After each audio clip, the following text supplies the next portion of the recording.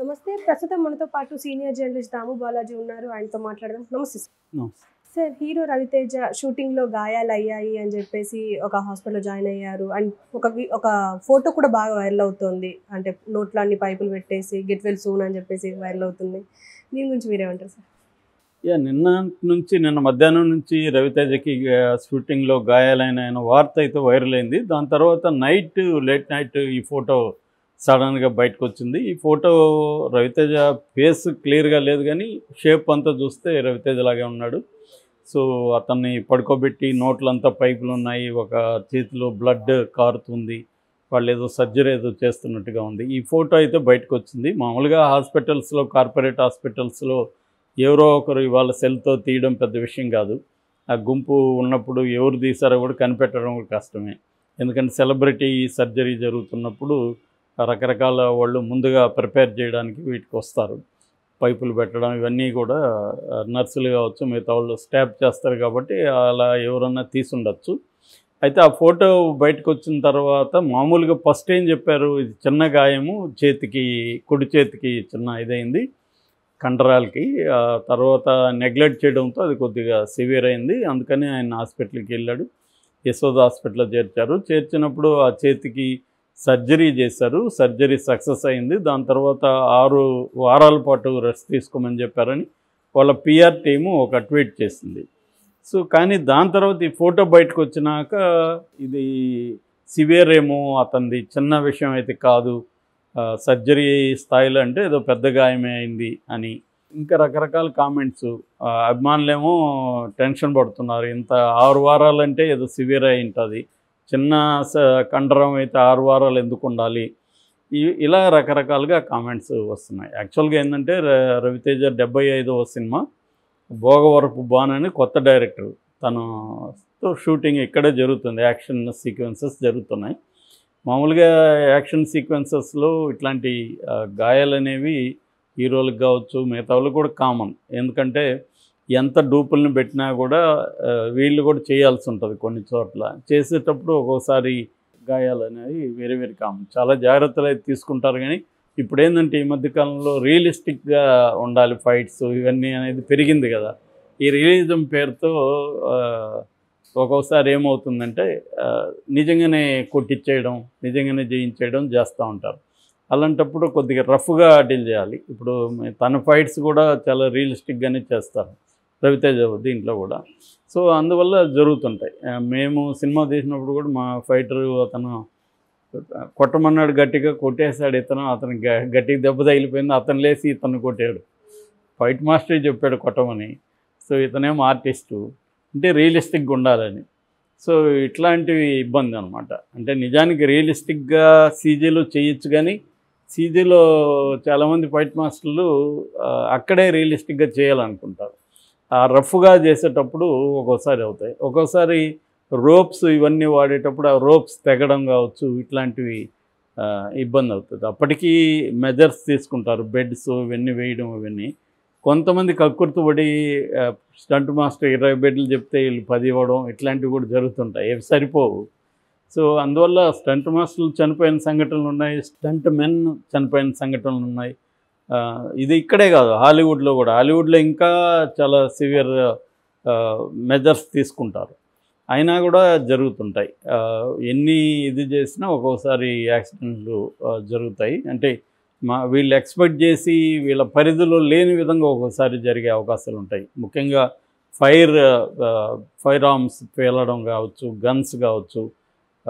ఒక్కోసారి మామూలుగా వాటికి గన్స్కి కూడా డమ్మీ బుల్లెట్లు పెడతారు, కానీ ఒక్కోసారి డేంజర్ జరిగిన చచ్చిపోయిన సందర్భాలు కూడా చాలాసార్లు ఉన్నాయి. సో అలాగా రవితేజకి యాక్షన్ సీక్వెన్స్లో ఇదేంటంటే కండరం పట్టింది, మజిల్ ఇదైంది, మజిల్ ఎక్కడో ఇదే, పైన బోన్స్ కానీ ఏం కాలేదని చెప్తున్నారు. ఏదేమైనా ఇట్లాంటి పుకారు వచ్చినప్పుడు ఏంటంటే హాస్పిటల్ నుంచి బులెటిన్ ఇష్యూ చేయడం ఇంపార్టెంట్. లేదంటే ఏంటంటే కన్ఫ్యూజన్ ఏర్పడుతుంది. నిజంగానే ఇప్పుడు ఆ ఫోటో నిజమా, లేదా ఏదన్నా షూటింగ్లో తీసిన ఫోటోనా, సినిమాలో సీనా, అది ఏం తెలీదు. ఇప్పటివరకైతే అటువంటి సినిమా ఏది రాలేదు. కాబట్టి ఇది రియలే అనేది ఎక్కువ మంది అంటున్నారు. ఎందుకంటే కరెక్ట్గా ఈ ఫోటోకి వాళ్ళు చెప్పిన దానికి కరెక్ట్గా ఉంది. ఆ చెయ్యిలో బ్లడ్ కారడం అవన్నీ ఉంది. పైగా సర్జరీ చేసామంటున్నారు.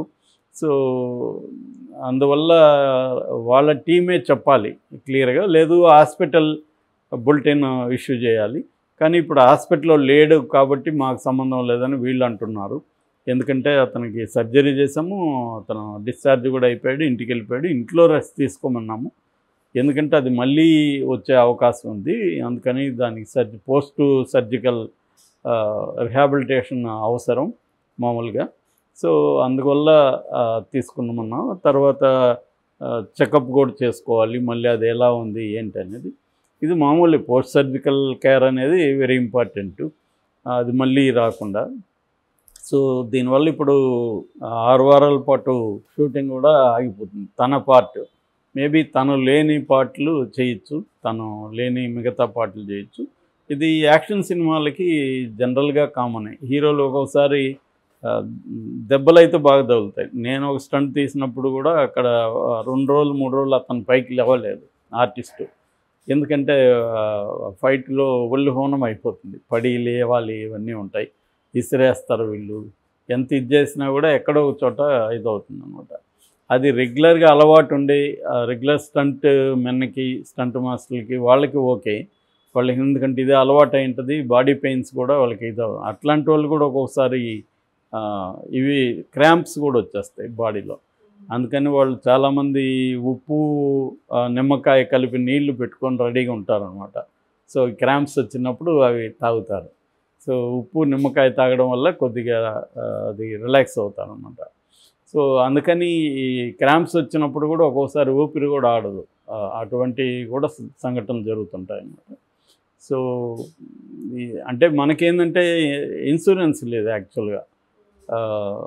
మామూలుగా అయితే అమెరికా లాంటి వెస్ట్రన్ కంట్రీస్లో షూట్ అంటే కంపల్సరీ క్రూకి అంతా ఇన్సూరెన్స్ ఉంటుంది. ఎవరికి గాయం జరిగినా ఇది జరిగినా క్లెయిమ్ చేస్తారు.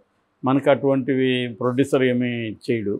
సో అందువల్ల వీళ్ళకి అందరికీ సేఫ్టీ అనేది ఉండదు. శాలరీలు ఇవి అయితే బాగానే ఉంటాయి, కానీ ఈ మధ్య వాళ్ళు యూనియన్స్ డిమాండ్స్ చేసి మంచిగానే ఇస్తున్నారు.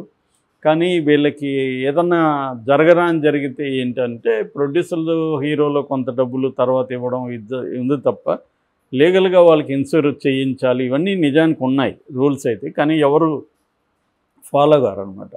సో మామూలుగా అయితే రవితేజ జరిగింది కాబట్టి మనం మాట్లాడుతున్నాం, కానీ రెగ్యులర్గా షూటింగ్లో ఎవరికొకరికి ఇవి జరుగుతూనే ఉంటాయి. సో ఇప్పుడు రవితేజ జరగడం వల్ల ఆ మధ్య కూడా మన ఎన్టీఆర్ కూడా దేవరలో ఒకటి జరిగి కట్టుకొని ఉన్నారు. అందుకనే వీళ్ళు ఎక్కువ చెప్పరనమాట షూట్ జరిగినప్పుడు. రెండోది పెద్దది జరిగితే చిన్నది అన్నట్టుగా చెప్పడం కూడా ఇదే, ఎందుకంటే కంగారు పడతారు అనవసరంగా, రకరకాల పుకార్లు వస్తాయని జనరల్గానే చిన్నదే అని చెప్తారు ఏది జరిగినా. ఎన్టీఆర్కి అదే చెప్పారు. అంతకుముందు అతనికి బాగా చాలా రోజులు కట్టుకొని ఉన్నాడు, అతను ఓపెన్గానే వీడియోలు కూడా పెట్టాడు.